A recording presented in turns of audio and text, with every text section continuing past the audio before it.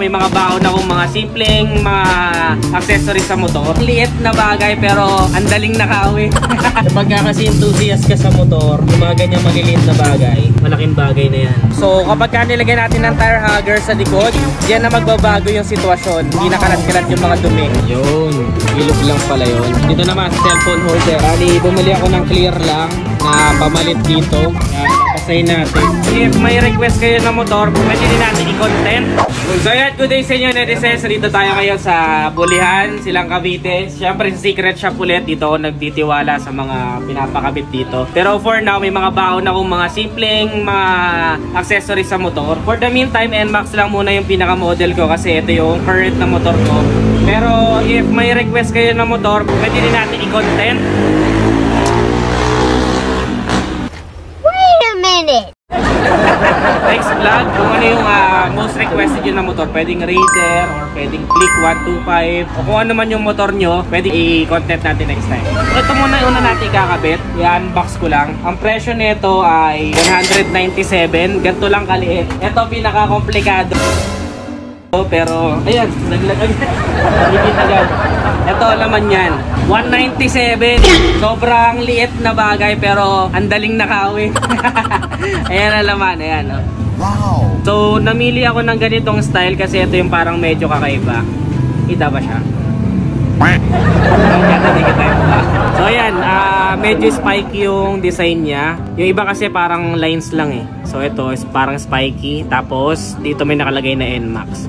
So ano nga ba itong napakaliit na bagay na to? Ito ay takip sa pito. So papakita ko sa inyo kung paano i-install. Easy lang, DIY pwede na. Yeah, super easy lang yan. Siyempre tatanggalin mo lang yung stock na takip. Ayan ay tsura. Diba? Sobrang plain. So palitan natin para medyo may konting angas. Kapag kasi enthusiast ka sa motor, yung mga ganyang maliliit na bagay, malaking bagay na yan. So, diba? Pwede may NMAX na siya ngayon. Ayan o.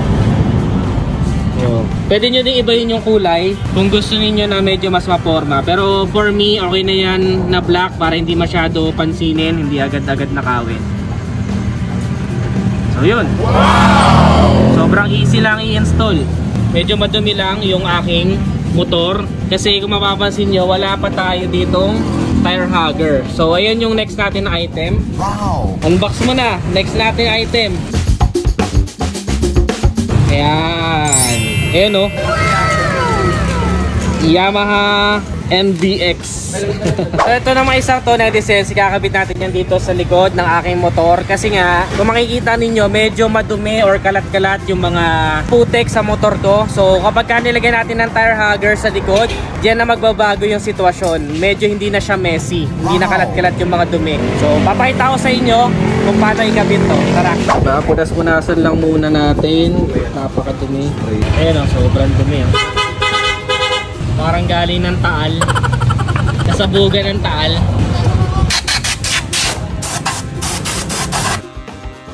Yung pala kabitan nun. Ano yun? May abang doon? Oh? Ayos ah. May abang pala doon.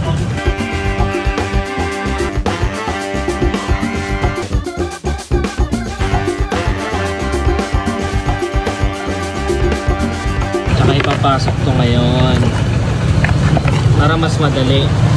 Tsaka may pagkakabitan pala. So may shock pala yung dulo nun. So kailangan talaga may tools ka kung gusto mong i-DIY. Pero kung may duda ka sa kakayanan mo, sa mekaniko mo na ipakabit. So yan, dyan pala kinakabit sa may shocks. Ito yung medyo komplikado na part, kailangan align. Ito yung stock na tornilyo. Ayan, makikita nyo maikli siya. Kaya meron kasama yung package na mas mahaba. So ito yung kasama, ayan. Ito yung stock sa med. Mas mahaba yung kasama ng tire hugger. Ito yung stock, ito yung kasama. Para umabot doon.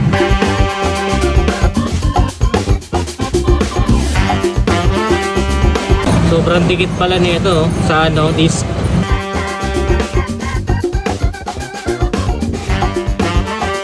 Zero, internet. Ayan, no, may siwang pang konti. Ito yung medyo anuan nyo na part. Ayan, no. Kailangan hindi tumama sa disc brake sa likod. Pasok naman, no. Ayan. millimeters lang ang siwang. So yun pala yung complicated part. Ayan, babalik lang yung tambucho. Tapos ayan, may tar hugger na tayo.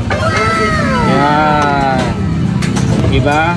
So imbis na yung mga yan, mawawala na yung messy part na yan na masyadong madaming putik. Ayan, kasi may tar hugger na. So dun lang maiipon yung dumi. Sa gulong na lang halos sa talsik, tsaka sa tapalodo. So ito yung pinaka para sa akin is very useful kung gusto nyo na malinis palagi yung motor ninyo. Wala na rin mga talsik-talsik dito yan. Wala na yung mga yan. So dito na lang lahat ng talsik nyan. Ayos. Medyo komplikado lang din. Kailangan ng pasusing pagkakabit pero worth it. So tatanggalin lang natin tong stock na nandito. Actually parang clamp type nga lang din tong ayan no. So tama nga, parehas lang ng ano, pero isa clamp type, isa side mirror type. So dito tayo sa side mirror type para matibay. Kabit natin dito isa pang OBR. Yun, ilog lang pala yun. Hindi na kayo kakabit mo doon.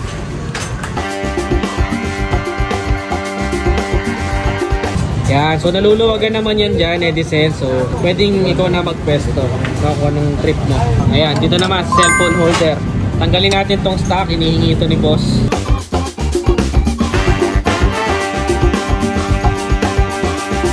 Ito na ang next natin ikakapit, netizens. Bali, bumili ako ng clear lang na pamalit dito. Actually, ito maganda naman to yung quality. Kaya lang mali yung kabit. Kasi kung makikita ninyo, ayan o. May mga marking siya. Ibig sabihin, mali yung kabit. Ang ginawang kabit parang sa cellphone, no? So, dapat pala to sinasabon. So, ganyan magiging itsura kapag nagkamali ka na tapos inangat mo pa ulit. So, papakita natin sa inyo yung tamang paglagay. Ito yung bago natin binili. Clear lang para makita ko pa rin to kahit tanghalin tapat. And kapag kagabi. So, tsaka walang image. So, ayan. Testing natin. Tatanggalin muna natin yung stock. Ayan, no? So, malagkit kasi to. Itong nilagay namin. So, sayang. Pero parang mas makapal siya, eh, no? Makapal. Makapal, sir, Ned. Kapal, eh, no? Quality, eh. Ito, nipis lang nito, eh. Di bale, next time na lang, o-order na lang ako ulit. Yan, papasahin natin. Ito nga, medyo kakaiba nga to sa, ano ko, experience ko, eh. Kasi binabasa pala talaga yan.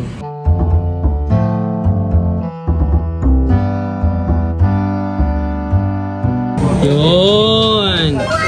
Parang walang nangyari, ah. Parang wala nakalagay, no? Yeah, diba? Parang wala nakalagay. Pero mas maganda yung una kong kinabit. Yung unang quality. Eto, manipis yan. Ano lang naman to, eh. Lessen the scratch. Para lang hindi ma-scratch yung pinaka, ano, screen niya. Kailangan talaga. Sa PCX daw, mabilis magasgas. Lahat ng mga naka-PCX yung kailangan niyang maglagay ng ano, panel protector. Kasi nagagasgas talaga siya ng basahan. Yan palang hawak niya yun. Nagagasgas na. Lalo pag may mga alikabok, no? Ayan, buksan natin. Tingnan natin kung may tsura. Diba? Parang wala nangyari. At least ito, hindi na magagasgasan. Mahirap kasi pag yung mismong salamin na nito yung nagasgasan, permanent na yun. At least ito napapalitan, diba? So that's it for today's vlog, Edisens. Yung mga kinabit ko dito actually hindi lang for NMAX. Pwede din kayong umorder nun para sa motor ninyo. Lalo na yung cellphone holder tsaka camera holder. Tapos yung sa pito pwede rin. At tsaka yung sa pinaka panel cover, panel protector kung tawagin natin. So lahat yun na-order ko lang sa Lazada. And abangan nyo next vlog para sa ibang motor naman yung ikakabit natin. Kung nagustuhan mo, don't forget to give this video a thumbs up or a heart. Always keep it cool and ride safe always.